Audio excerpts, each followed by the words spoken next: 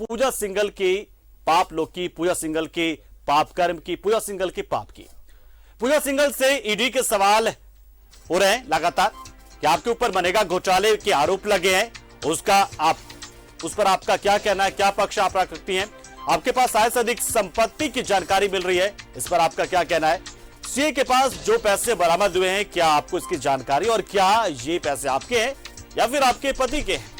क्या आपने अपने पति के अस्पताल में निवेश किया है? आपने अपने सीए के खाते में साल 2015 से 2017 तक काफी पैसे ट्रांसफर किए हैं, उसका मकसद क्या रहा था? 3 जिलों के डीसी रहते हुए आपके खाते में क्या करोड़ों रुपए ट्रांसफर हुए थे? चतरा में जो काम हुआ ही नहीं, और काम के अग्रिम भुगतान कैसे हो गए?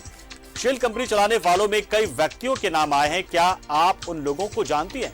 सूत्रों के हवाले से यह बड़ी जानकारी आपको दे रहे हैं कि जो सवाल आज दिन भर पूजा सिंघल से पूछे गए हैं, तो हम लगातार इस खबर पर बने हुए। और पूजा सिंघल जब सुबह 11 बजे पहुंची थी ईडी दफ्तर करीब, उसके बाद से लगातार उनसे पूछताछ की प्रक्रिया वो चल रही है।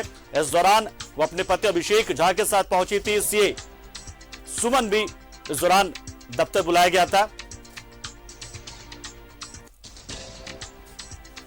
और इस दौरान हमें जो जानकारी मिल रही है, ऐसे बहुत सारे सवाल पूजा सिंघल से पूछे गए हैं जिस पर संतोषजनक जवाब नहीं दे पाई। हालांकि शुरुआती बात करें शुरुआती दौर में, तो शुरुआत में जब पहुंची थी तो काफी शातिराना तरीके से वो गोलमोल जवाब दे रही थी, लेकिन लगातार पूछताछ करते करते फिर वो लगभग टूटने से लगी थी। और इमरान के पास चलते हैं, हमारे सहयोगी इमरान हमारे साथ जुड़े हुए इस खबर पर पूरी जानकारी देने के लिए। इमरान, अब ताजा अपडेट क्या है?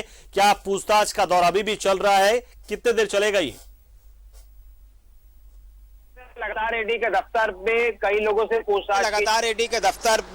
लोगों से पूछताछ की जा रही है। इस दौरान जो खास आज का दिन रहा वो आईएएस अधिकारी पूजा सिंघल को लेकर के है। चूंकि इसे संबंध जारी करते हुए बुलाया गया था और पूछताछ की गई थी, तो पूछताछ के दौरान कई बातें जो हैं वो छन करके सामने आ रही है कि जो पल्स हॉस्पिटल से जुड़े जो मामले हैं या फिर जो मनरेगा से घोटाले जो मामले हैं, उन तमाम मामलों का जो है आज इस पूछताछ के दौरान जिक्र किया गया। साथ ही ये भी पूछा जा रहा है कि आपके कार्यकाल, मतलब जब भी आईएएस अधिकारी के रूप में पदस्थापित रही हैं जिन जिलों में, उन जिलों में रहते हुए पूजा सिंघल पर जो आरोप बन रहे हैं वो आय से अधिक संपत्ति अर्जित करने के बन रहे हैं, तो इस पर भी सवालों के जवाब लिए गए। और क्योंकि करोड़ों रुपए का जो हेर फेर होता हुआ नजर आ रहा है इस पूरे मामले को लेकर के, और 19 करोड़ रुपए से अधिक जो बरामद भी किए गए थे। और इस छापेमारी के दौरान खुद सुमन को जो सीए सुमन कुमार हैं, उनके घर से 17 करोड़ रुपए से अधिक बरामद किए गए थे। तो इन तमाम सवालों के जवाब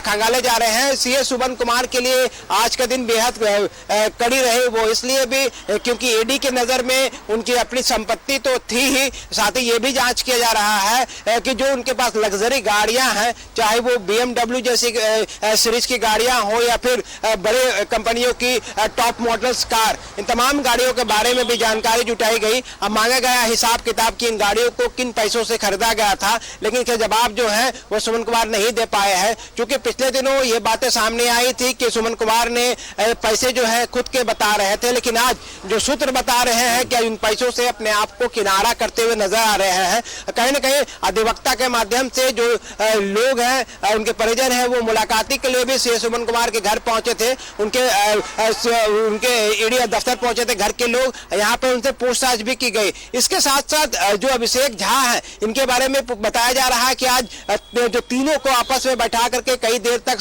अकेले में छोड़ दिया गया था बातचीत करने के लिए, लेकिन इसके बाद भी तीनों ने आपस में खुल करके किसी भी तरह की बातचीत नहीं की। और जो जानकारियां मिल रही हैं कि अभिषेक झा से जो पल्स हॉस्पिटल से जुड़े जो निवेश है या फिर उनसे जो ब्लैक मार्केटिंग के जो पैसे हैं, जो काला धन है, उनसे जानकारी जुटाई गई। सबसे ज्यादा आज पूछताछ जो है वो आईएएस अधिकारी पूजा सिंघल से आज की गई। और पूजा सिंघल से पूछताछ के दौरान कई सवाल किए जा रहे थे जिनके जवाब जो है वो खुद पूजा सिंघल दे नहीं पा रही थी। क्योंकि मनरेगा घोटाले को लेकर के पहले ही ईडी की दबिश लगातार चल रही थी, जांच चल रही थी, इसलिए इस पूरे मामले में जोड़ करके पूछताछ की गई। और खुद इस पूरे मामले में अभिषेक झा से भी पूछताछ की जा रही थी। अगर दी गई। याद होगा कि इस बीच एक बहुत बड़ी खबर इस वक्त आ रही है, उस खबर से रूबरू कराते हैं और फिर आपसे उस मामले पर भी जानकारी लेंगे। तो एक बड़ी खबर इस वक्त आ रही है रांची से ही, खबर है कि रिमांड पर लिए गए सीएस सुमन कुमार की 3 लग्जरी कारों की जांच भी शुरू कर दी गई है और इन्हें जब्त किया जा सकता है। ईडी उनकी खरीद और इसमें शामिल राशि से संबंधित विवरण देख रहा है। फिलहाल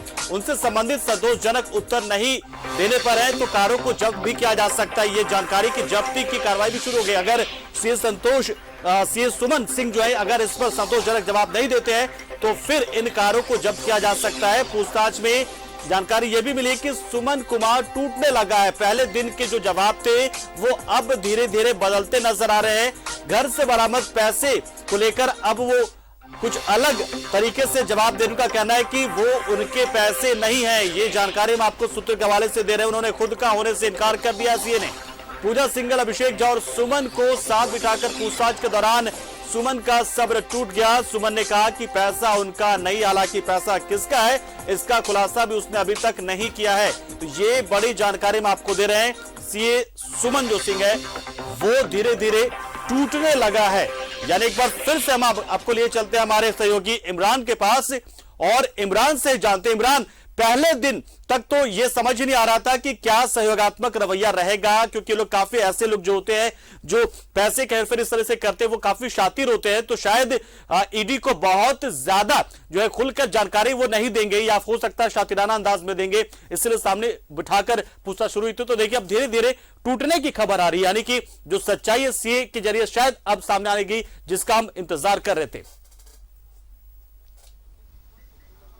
देखिए बिल्कुल पंकज, जिस तरह से इस पूरे मामले को अगर हम देखें तो कहीं ना कहीं अब जो है वो दबिशें जो है वो ईडी की बढ़ रही है, क्योंकि अब जो है मौखिक तौर से बात नहीं हो रही। 2 बक्से आज यहाँ पे पहुंचे थे, उन बक्सों में कई महत्वपूर्ण दस्तावेज और कई निवेश से जुड़े पेपर थे जिनके जरिए ईडी की जो टीम है वो पूछताछ कर रही थी। आज जब सीएस सुमन कुमार से पूछताछ की शुरुआत की गई थी तो कार्स के बारे में भी जानकारी ली गई, क्योंकि उनके पास मिनी स्कूप कार्स और कई अन्य तरह के जो कारें हैं वो मौजूद थे और सभी महंगे कारें हैं। तो ऐसे में इन कारों की जानकारी जुटाई गई, गाड़ियों के खरीद बिक्री से जुड़े जो पैसे हैं उनके जानकारी मांगी गई थी और जो है वो डिटेल्स लिए जा रहे थे। इनके अलावा जो दिन भर सबसे गहमा गहमी देखने को मिल रही है कि 2 बक्से जब यहाँ पे पहुंचे तो ये वो बक्से हैं जो पूर्व में ईडी के द्वारा जो सीज किए हुए जो डॉक्यूमेंट्स थे या जो फाइल थे, जो दस्तावेज थे, उसके आधार पर लगातार कोशिश ये की जा रही थी कि इनको अब जो है डॉक्यूमेंट्स के आधार पर पूछताछ की जाएगी।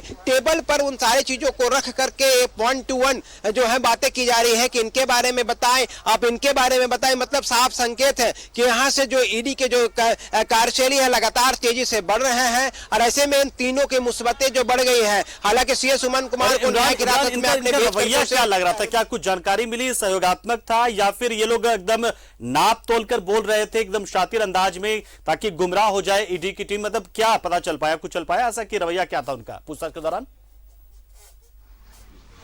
देखिए अभी तक की जो पूछताछ में जो जानकारी मिल रही है उसमें साफ तौर से है कि ना ही अभिषेक झा ने और न ही आईएएस पूजा सिंघल ने इस पूरे मामले को लेकर के अपने आप को जोड़ करके अपने आप को प्रेजेंट किया है, अपने आप को इस पूरे मामले से किनारा करते हुए दिखाई दे रही हैं। चूंकि इनका कहना है कि जो भी सारी चीजें की गई है वो नियम संगत की गई है और नियम के अनुसार की गई है, लेकिन जो दस्तावेज आज लाए गए थे यहाँ पे उन दस्तावेजों के आधार पर कई गड़बड़ियां जो है ईडी ने पकड़ी थी और उन्हीं गड़बड़ियों के आधार पर दोनों लोगों से जो हस्बैंड एंड वाइफ है, चाहे वो अभिषेक झा हो या फिर पूजा सिंघल हो, दोनों लोगों से कड़ी पूछताछ की गई और कड़ी पूछताछ के दौरान कई सवाल पूछे गए, चाहे वो ट्रांजैक्शन से जुड़े सवाल थे या फिर निवेश से जुड़े सवाल थे, मनरेगा घोटाले से जुड़े सवाल थे या फिर खनन से जुड़े सवाल थे। इन तमाम चीजों को कंपाइल करके ईडी जो है अब दस्तावेज के आधार पर सवाल की बौछार कर रही है। इस वजह से दोनों जो है लगातार, क्योंकि जो नई नई जानकारी निकल कर आ रही है आप नजर बना रहे हैं और हम दर्शकों को लगातार अपडेट भी कर रहे हैं। जो भी जानकारी हमें ईडी दफ्तर से मिल रही है, चाहे वो किसी भी जरिए से मिल रही हो, हम लगातार आपको अपडेट करा रहे हैं और जानकारी आपको दे रहे हैं किस तरीके से ये पूछताछ की जो प्रक्रिया वो चल रही है, कैसे कितने देर तक ये पूछताछ चलेगी। तो फिलहाल अभी पूछताछ की प्रक्रिया चल रही है, कब पूछताछ आज का खत्म होता है ये भी बताएंगे आपको। और जो एक जानकारी आ रही है कि पूजा सिंघल और अभिषेक झा को रिमांड पर लिया जा सकता है, हिरासत में लिया जा सकता है, तो एक खबर ये भी आ रही है, लेकिन ये कब तक होगा ये हमें भी नहीं पता क्योंकि पूछताछ की प्रक्रिया फिलहाल चले। एक छोटे से ब्रेक ले रुकते हैं, जल्द हाजिर होंगे कुछ और बड़ी और अहम खबरों के साथ।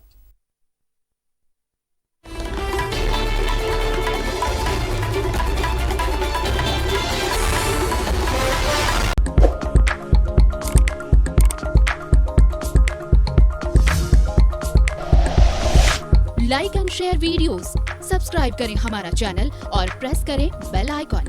News 11 भारत, सच है तो दिखेगा।